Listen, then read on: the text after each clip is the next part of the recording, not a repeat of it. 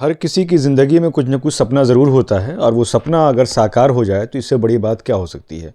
लेकिन कुछ सपने ऐसे होते हैं जो साकार नहीं होते, मतलब विफलता हो जाती है।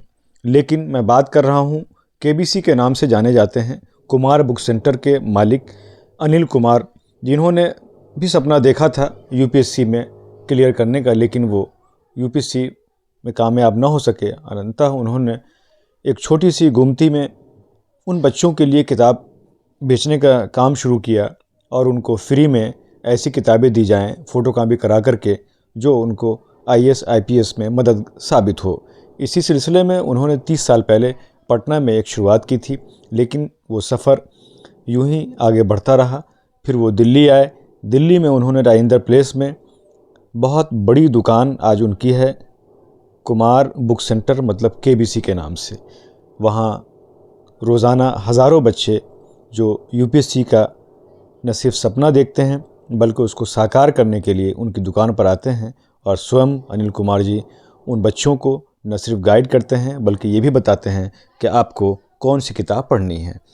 बात तो जब आपको हैरान करेगी जब खुद उनका सपना जो है उनके परिवार में उनके बच्चों ने पूरा किया तो उनकी खुशी का ठिकाना ना रहा। आज उनकी फैमिली में 4 बच्चे आईएएस आईपीएस हैं। उनका बेटा आईपीएस है, उनकी बहू आईएएस और बेटी उनकी एसडीएम और दामाद आईएएस के ओहदे पर फायज़ हैं। ये कितनी बड़ी बात है कि जो सपना वो उन्होंने देखा था खुद नहीं पूरा किया, लेकिन उसके पीछे शिद्दत से वो लगे रहे और न सिर्फ दूसरों के काम आए बल्कि आज उनका परिवार में 4 अधिकारी जो हैं जो देश की सेवा में काम कर रहे हैं। हमने उनसे बात की है जो आप तक पहुंचाया है। मेरा नाम अनिल है।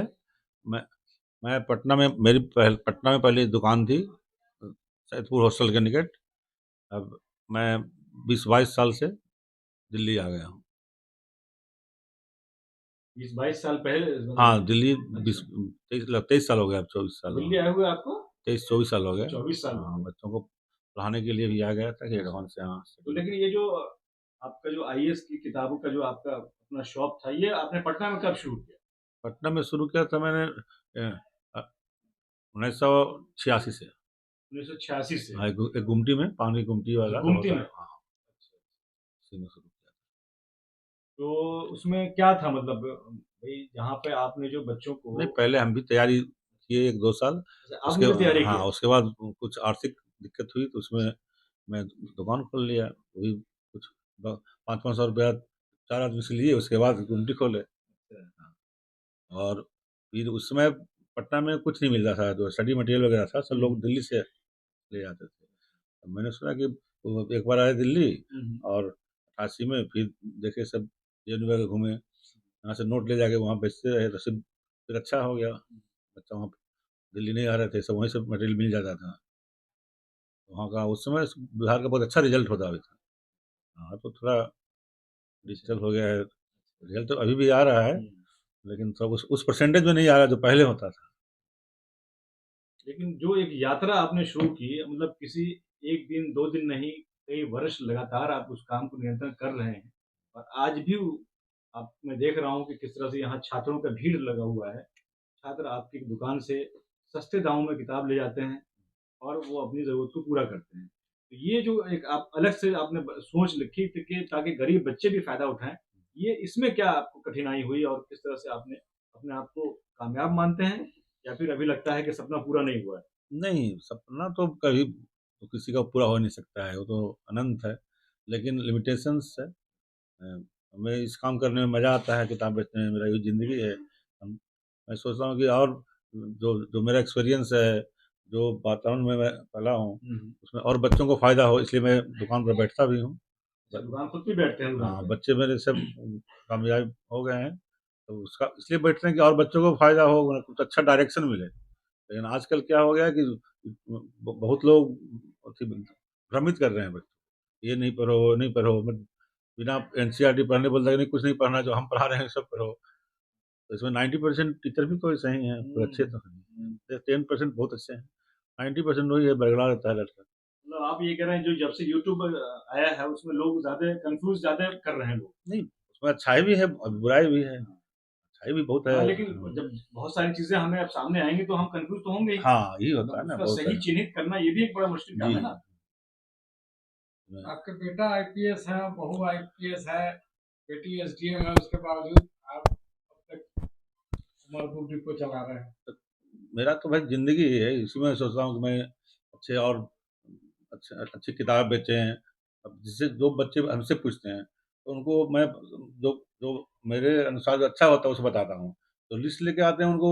मेरा तो भाई मेरा ही कहना है, बच्चों को बोलते भी हैं कि यूपीएससी तैयारी का सबसे बड़ा फ़ायदा है कि आप जो यूपीएससी में सीट मान लेते हैं 900 रहता है जनरली, लेकिन जो और बच्चे भरते हैं 5 लाख, लेकिन उसमें होते 900 बच्चा तो करता ही है ना। लेकिन ये नहीं, उसके चक्कर में अथी नहीं होना चाहिए, निराश नहीं होना चाहिए। मान लीजिए किसी में नहीं हुआ, तो उसका आप जिस फील्ड में जाइएगा, सब फील्ड में टॉप रहे। सर, लाइब्रेरी को बुक डोनेट करने के पीछे आपका मकसद क्या है? मेरी मंशा यही है कि जो बहुत सारी लाइब्रेरी है, और जो जो बहुत से हॉस्टल्स हैं, उससे बहुत सी किताबें जो ज़रूरी किताबें हैं, वो सब नहीं है।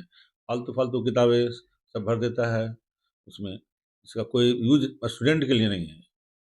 ऐसी-ऐसी किताबें जाता है, उसका प्राइस होता है 200, हार्ड बाउंड करके उसको 1000 2-2 हज़ार में बेच देता है। तो जो बिहार का जो रिसोर्स है, वो तो जहाँ 10 किताब खरीदाना चाहिए, वहाँ 1 किताब आता है, उसमें भी यूज़लेस किताब।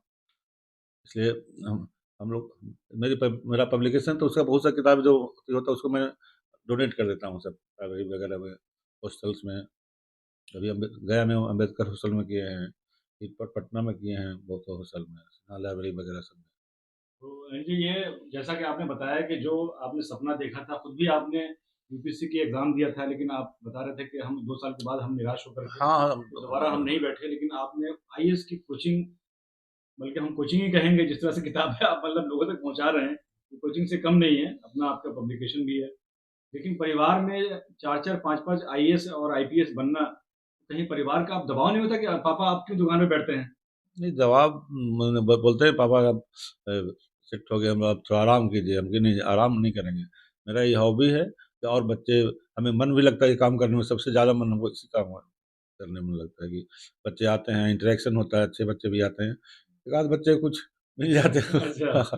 वो कमेंट भी करते हैं, उसका कोई प्रभाव नहीं। लेकिन हमें मन लगता है, मैं संतुष्ट हूँ इस काम से कि मैं जो कर रहा हूँ थोड़ा अच्छा, सोसाइटी में अच्छे बच्चे जा रहे हैं, वो अच्छा काम भी करेंगे।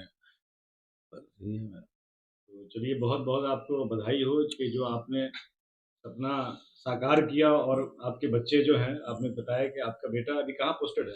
अभी गया एसएसपी हैं। गया एसएसपी है। बहू अभी औरंगाबाद में एसपी हैं बिहार में, और बेटी पटना में है, जो सीनियर डिप्टी कलेक्टर होता है एसडी, और दामाद पटना में उनका। चलिए, एक पिता के लिए इससे बड़ी नेमत क्या हो सकती है कि जिसके रहते हुए परिवार के एक-एक बेटा और बहू और बेटी जो है, वो राष्ट्र निर्माण में अपना योगदान दे रहे हैं।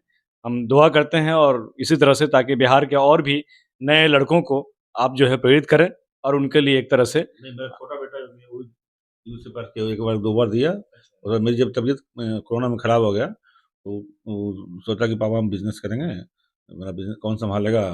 तो उसको ऐसे तो जुडिशरी वगैरह में वो जज बन सकता है। देखिए फिर आगे क्या होता है।